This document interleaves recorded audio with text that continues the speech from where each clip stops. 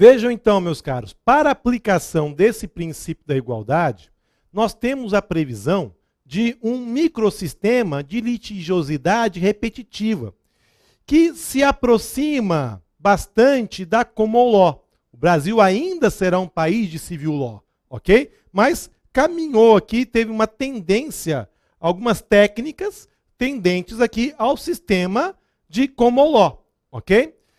E vamos então verificar, vamos estudar então como é que foi previsto isso, o que é um precedente, o que é a ratio decidendi e assim por diante, tá legal? Veja um artigo 926 do novo CPC. Os tribunais devem manter, aliás, devem uniformizar sua jurisprudência e mantê-la estável, íntegra e coerente. Então a jurisprudência tem que ser uniformizada, a jurisprudência tem que ser estável, ela tem que ser íntegra e ela tem que ser coerente. Meus caros, Superior Tribunal de Justiça hoje, o que acontece? Precedentes aqui, a jurisprudência alterando-se a todo momento. Conversava com um professor amigo que ensinar processo civil na atualidade é um grande desafio. Por quê? Porque muda a jurisprudência de mês em mês. Você ensina, daqui a pouco altera, e você tem que estar sempre ali observando, atento para todo esse movimento jurisprudencial. Né? Você tem que estar a reboque aqui, sempre acompanhando. Então nós temos que, a ideia é de que ocorra uma estabilidade, aqui uma integridade, uma coerência dessa jurisprudência. O que nós temos? Olha, eu vou aplicar esse precedente para casos semelhantes. Mas será que também não é o caso de aplicar para outras situações? Nós vamos guardar aqui uma coerência a partir de uma regra jurídica que for estabelecida? Ou, em outras palavras, vejam só, a interpretação do direito, ela é construtiva. A decisão, ao mesmo tempo em que foi resposta aos postulantes, ela também é produto de várias mãos e dá continuidade a uma construção referida, né? Dá aqui uma continuidade a uma construção. Então nós temos aqui a necessidade de que os tribunais observem isso. Vejam, eu falei para vocês, dois dispositivos mais importantes do novo CPC, o 190 e o 926. E o 926 trouxemos aqui nesse momento, ok? A partir de tudo isso, nós temos que conhecer, temos que saber o que é um precedente, o que é a ratio decidendi, o que é a obter dictum, o que é o holding, o que é tudo isso? Vejam só, o precedente, meus caros, ele pode ser entendido em sentido lato. E em sentido lato, ele vai compreender as circunstâncias de fato, bem como a tese ou princípio jurídico. Então, vejam só, um princípio jurídico, ele aqui é formado a partir de determinadas circunstâncias fáticas.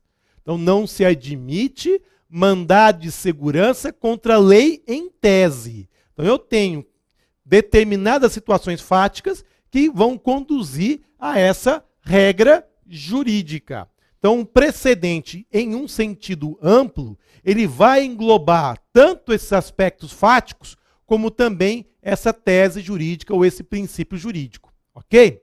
Agora, essa tese jurídica ou esse princípio jurídico vai formar o que é denominado de precedente em sentido estrito. Vejam só. Então, em sentido estrito, nós temos a ratio decidendi, ou holding, ok? Que vai compreender essa tese ou princípio jurídico que foi extraído, ok? Que é diferente do obter dictum, porque o obter dictum é uma exposição indicada de passagem. Deixa eu explicar para vocês. Nós estamos tendo na sociedade a discussão da redução da maioridade penal, ok? Perfeito.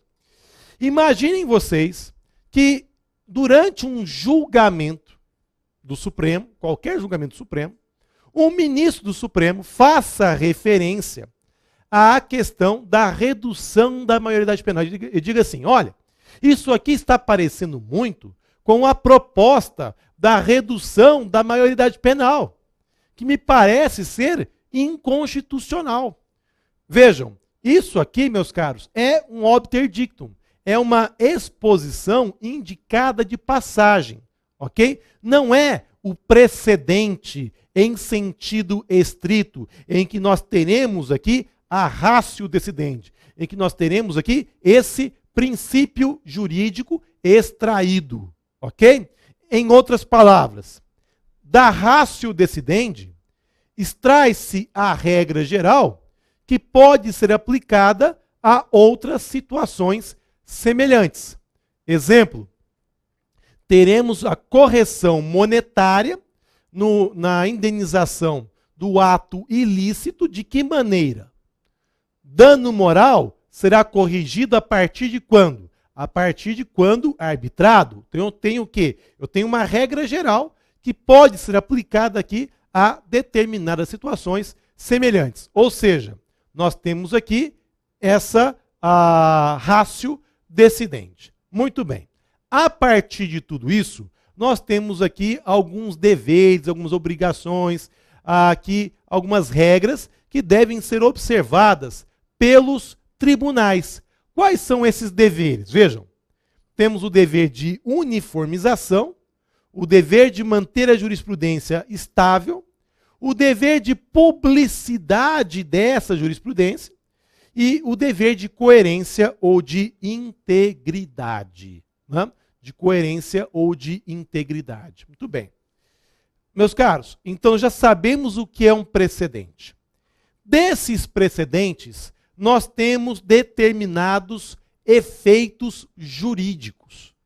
Então, de um precedente, eu tenho efeitos jurídicos. Quais são esses efeitos jurídicos? Temos o efeito jurídico vinculante, temos o efeito jurídico persuasivo, de obstativo de revisão de decisões judiciais, autorizante, rescindente, de revisão de sentença. Então, são aqui alguns efeitos jurídicos dos precedentes. Vamos tratar aqui esses efeitos jurídicos. Primeiro deles, o efeito dito vinculante. A ratio decidendi vinculará decisões posteriores. Ok? Então, nós teremos precedentes vinculativos. Vinculativos. E da não aplicação desse precedente, sem que haja uma explicação do motivo, nós teremos uma omissão. Quais serão, meus caros, esses precedentes que serão vinculativos? Aqueles que estão no artigo 927 do novo Código de Processo Civil. Quais são eles? Vejam lá, os juízes e os tribunais observarão: 1. As decisões do Supremo Tribunal Federal em controle concentrado de constitucionalidade? Perfeito. 2. Enunciados de súmula vinculante? Perfeito. 3. Acórdãos em incidente de assunção de competência ou de resolução de demandas repetitivas e em julgamento de recursos extraordinário e especial repetitivos. Vejam só, o novo Código de Processo Civil, ele tratou aqui das resoluções de demandas repetitivas, né? Nós teremos um incidente, que vai ser o IRDD, um incidente de resolução de demanda repetitiva. Imaginem vocês que nós tenhamos aqui uma litigiosidade repetitiva ou serial e que um juiz aqui provoque esse incidente, ou a Defensoria Pública, ou o Ministério Público, ou uma parte, para que o tribunal se manifeste, decida aquele incidente e aquela regra jurídica será aplicada aos processos. Aqui, aplicando-se de acordo com um precedente vinculativo. Ok? Continuando. Enunciados das súmulas do STF e do STJ. STF em matéria constitucional e do STJ em matéria infraconstitucional. Então nós teremos aqui esses enunciados. Vejam, não é só súmula vinculante, não. Súmulas aqui do STJ, do STF, que vão vincular também. 5.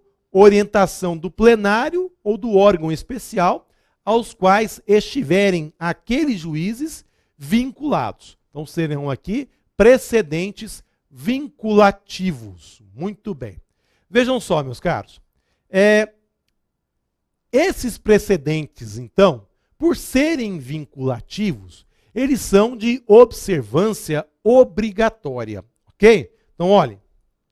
Nós temos aqui o precedente, que ele será de observância obrigatória. Diante de um caso que é apresentado, nós teremos que o juiz, ele fará aqui uma análise. Posso aplicar esse precedente a esse caso ou não?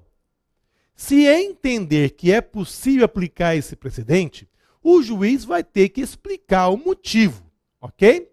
Agora, são possíveis aqui, ou é possível, a adoção de algumas técnicas para que não haja aplicação desse precedente. Então vejam, então nós teremos uma técnica de distinção e teremos uma técnica de superação do precedente. Então, o juiz analisa no caso concreto e verifica a existência de elementos fáticos diferenciados. Aí nós temos aqui elementos fáticos que não coincidem com aquela situação e que justificam aqui a adoção, que justificam aqui que seja afastado a aplicação do precedente naquele caso. Então, uma técnica de distinção, que é o distinguishing. Ou então temos uma técnica de superação. O juiz verifica que aquele precedente está superado.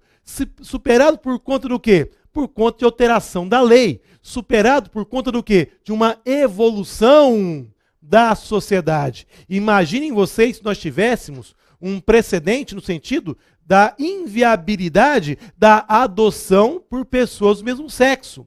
Hoje, então, teríamos o quê? A superação desse precedente, por conta de uma evolução da sociedade.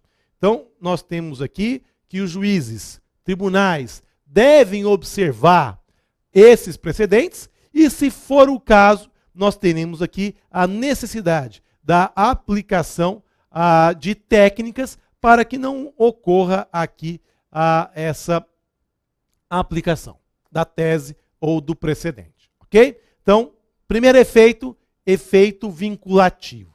Segundo efeito, nós temos aqui uma força persuasiva do precedente.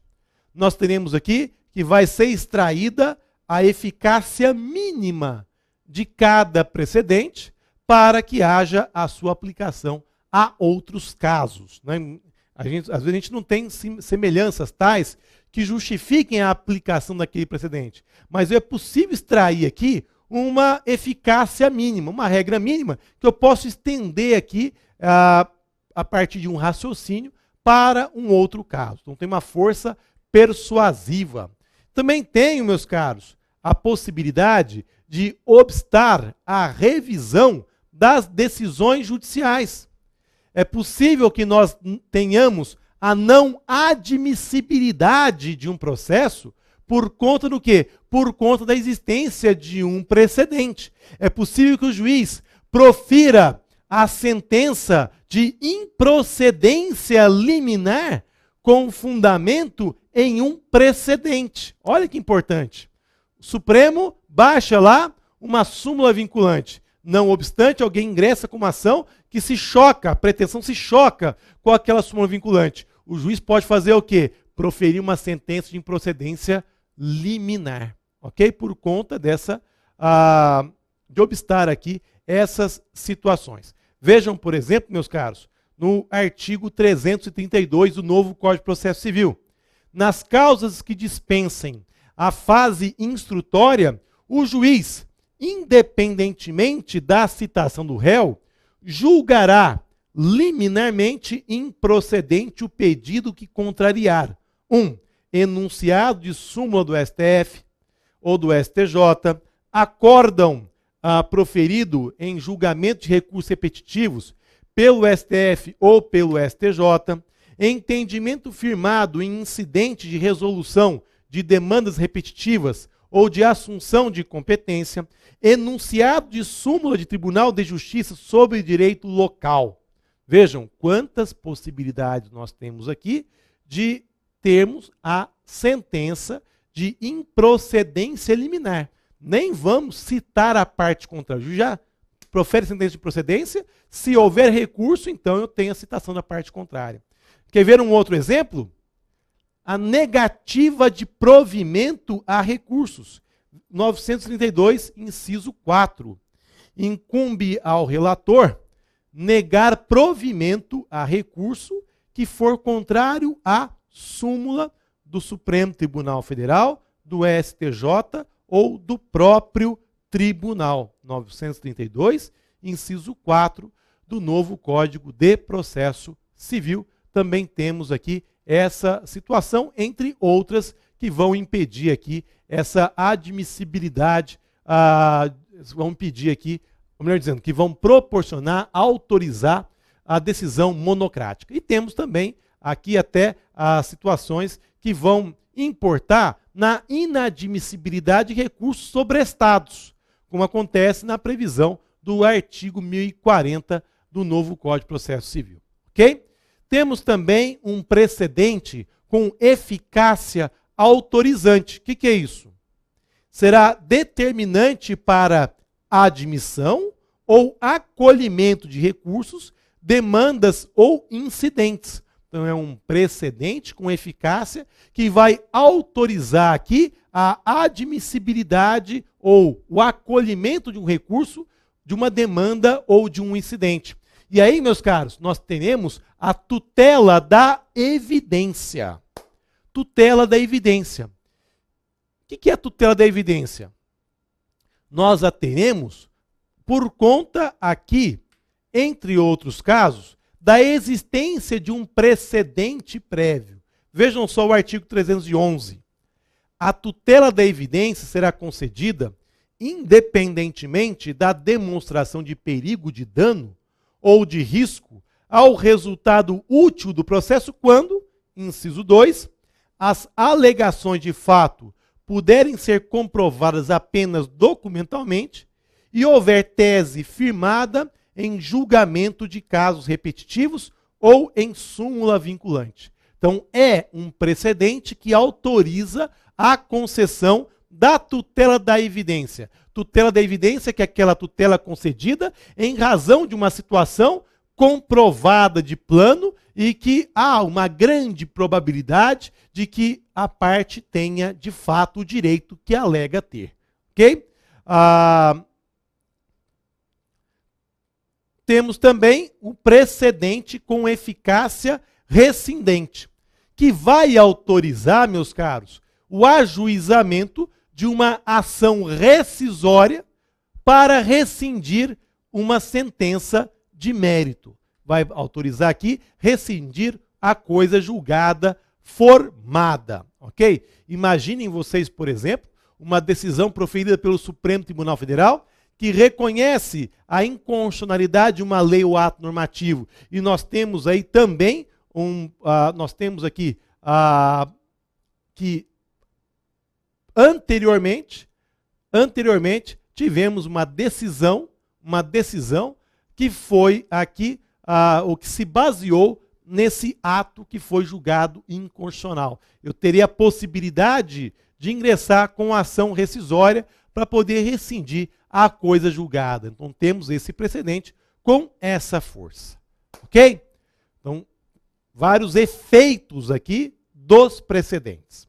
Bom, a partir então da existência desse precedente, nós teremos aqui técnicas de confronto, técnicas de interpretação e de aplicação desse precedente, conforme nós já explicamos um pouco para vocês, mas que agora a gente vai completar. Vejam, a partir de um caso A, nós temos que verificar: há um precedente para esse caso A? Não há. Se não há, então eu tenho um caso novo, que é denominado de hard case. Agora, havendo um precedente sobre esse tema, nós teremos então a sua aplicação. Então eu tenho que verificar: há semelhança entre as situações que justificam aqui a aplicação desse precedente? Ou não? Há necessidade de que ocorra uma distinção entre o caso apresentado e o paradigma? Ou é o caso de superação? A partir disso, meus caros, nós temos aqui a possibilidade do distinguishing, que é justamente a técnica de distinção. O que eu tenho aqui? Expressa a distinção entre casos para efeito de se subordinar ou não o caso sob julgamento a um precedente. Ok? O caso aqui, o caso sob julgamento a um precedente. Então, a partir daquele caso, eu posso fazer uma determinada distinção, de modo que eu não vou aplicar aquele precedente já formado. Ok? Então vejam só, isso é o distinguishing. De outro lado, temos também a possibilidade da superação. E aí nós temos que essa superação, ela pode ser o quê? Parcial, porque o tribunal limitou o âmbito de incidência de um precedente para determinadas situações. Então aqui houve uma superação parcial. Em um primeiro momento, aquele precedente ele era aplicado para todo o conjunto.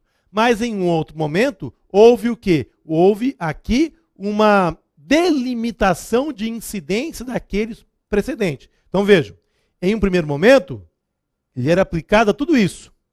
Mas depois, nós tivemos aqui a previsão de que, na verdade, ele será aplicado tão somente a determinados casos. Então, nós temos aqui uma limitação de incidência, uma superação parcial, overwinding. Nós temos aqui essa situação. E há aqui distinções, né? No primeiro caso, nós temos uma questão de fato que impede a incidência da norma. Já no segundo caso, teremos questões de direito que vão restringir o suporte fático, não permitindo aqui a aplicação do precedente. Ok? Agora, se não for o caso de aplicar o precedente, se não for o caso de aplicar essas técnicas aqui de distinção ou técnica de superação do precedente. Se eu tenho que uma decisão judicial simplesmente ignora o precedente, o que nós teremos então? Teremos uma decisão per incuriam. Teremos uma decisão omissa, ok? Então, a decisão que não observa um precedente, que não aplica aqui a técnica